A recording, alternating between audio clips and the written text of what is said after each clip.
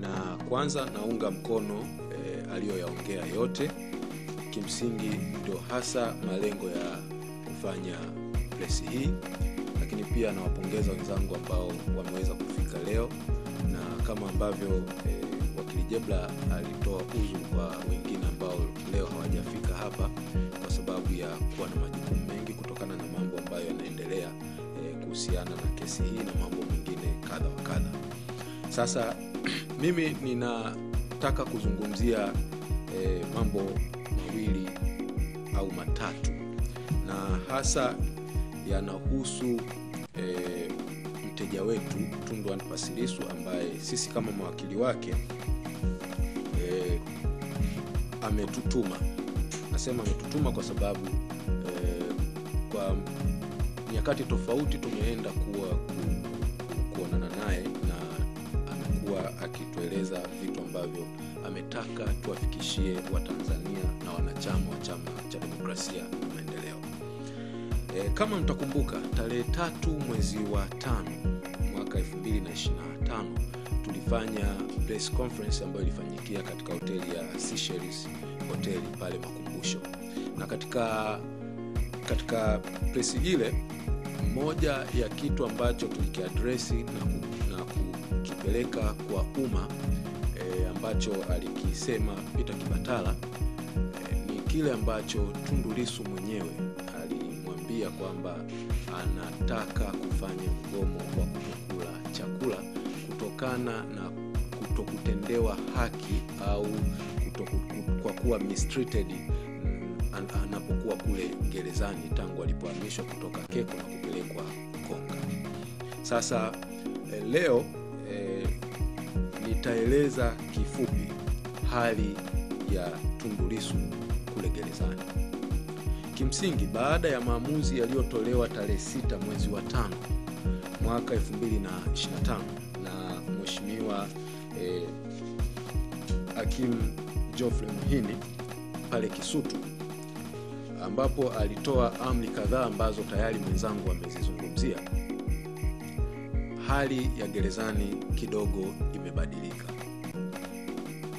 Ninaposema imebadilika, maana yake ni kwamba zile mistreatment alizokuwa anafanyiwa zimeondoka. Anapata chakula vizuri na huduma nyingine za kimagereza. Ndugu wanaenda kumtembelea. Mwanzoni mtakumbuka alikuwa wanakataza sio tu mawakili, lakini pia ndugu walikuwa wanakatazwa kwenda kumuona na vitu kama hivyo. Kwa hiyo swala la visitation, kwenda kumtembelea, ni swala ambalo kwa sasa sio shida tena kwa ndugu, jamaa na marafiki, na hiyo ni haki kabisa ya mtu ambaye yuko rumande kwenye magereza yetu, hasa kupitia sheria inaitwa the prison ndani ya mabano Prison Management Regulation ya mwaka 1968. Ukisoma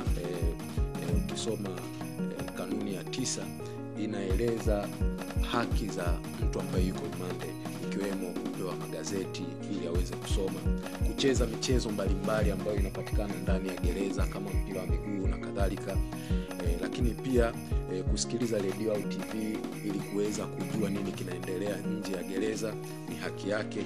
Kupokea barua kutoka nje ya gereza, of course kuna utaratibu wake wa namna ya kuipokea hiyo barua, kwa sababu lazima waipitie waone kama haiwezi kuhatarisha usalama na kadhalika, au hakuna mipango mibaya ambayo inapangwa.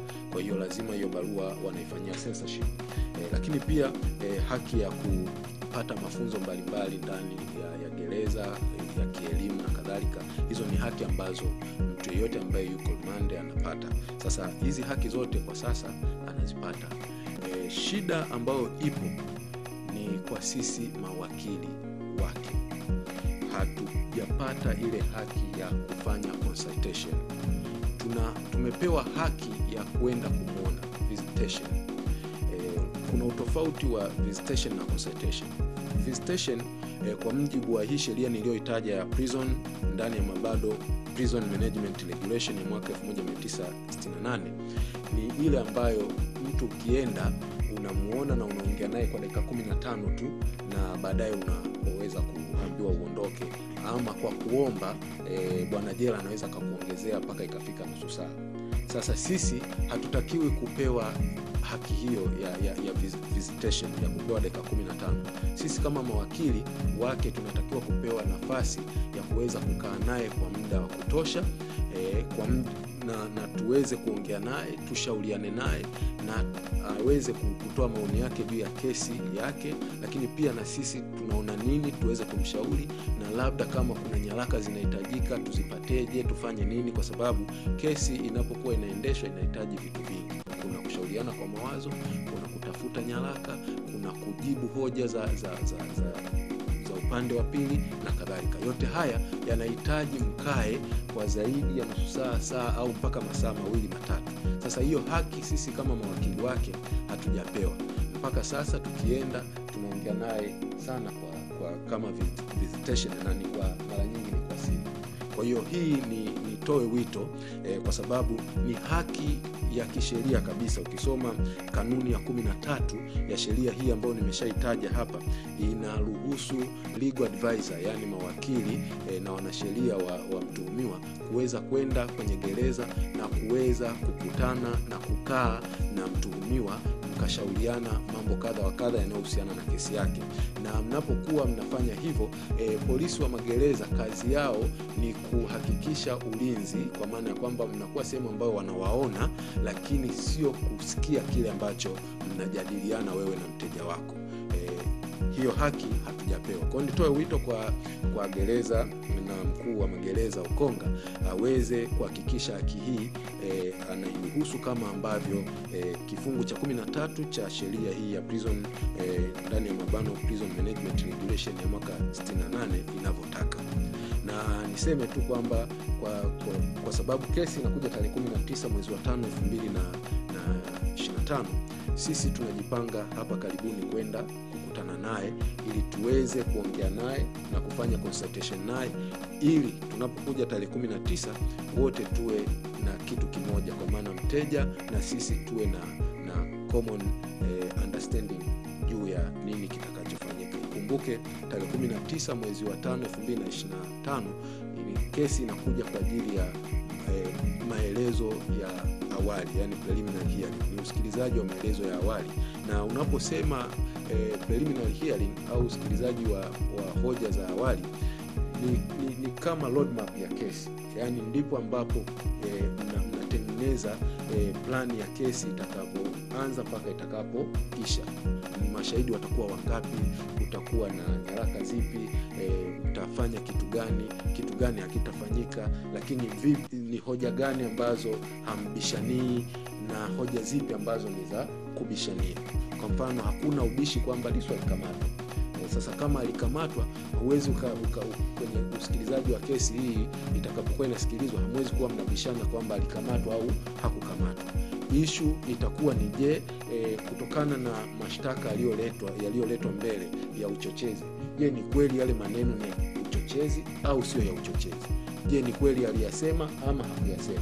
Hayo ndio mambo ya msingi. Sasa kwenye mazingira kama haya lazima kuwepo na consultation ya kutosha kati yetu sisi mawakili pamoja na mteja wetu. Kwa hiyo nitoe wito kwa askari magereza, lakini pia kwa gereza lenyewe na mkuu wa magereza Ukonga kuhakikisha kwamba tutakapoenda hivi karibuni, siwezi nikasema ni lini kwa sababu lazima tufanye consultation na mawakili wenzetu na tuende kwa pamoja kwa ajili ya kwenda kuonana naye.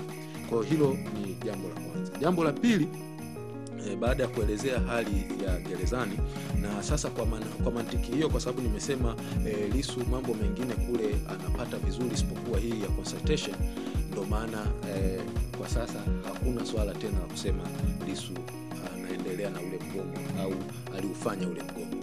Hajafanya, kwa sababu baada ya maamuzi ya mahakama kila kitu sasa kilibadilika, na kwa hiyo hakuendelea tena na mgomo ule. Lakini hii haimaanishi kwamba kama huko mbele mambo yatajitokeza tofauti hataweza kufanya hivyo. Cha pili, Lissu mwenyewe ameomba sana kuwaalika wanachama, ndugu, jamaa, marafiki, wadau mbalimbali, lakini pia na waangalizi mbalimbali kuweza kuja siku ya tarehe 19 mwezi wa 5 mwaka 2025 katika mahakama ya Kisutu saa 3 asubuhi ili kuja kuendelea kuangalia jinsi kesi yake itakavyoendeshwa.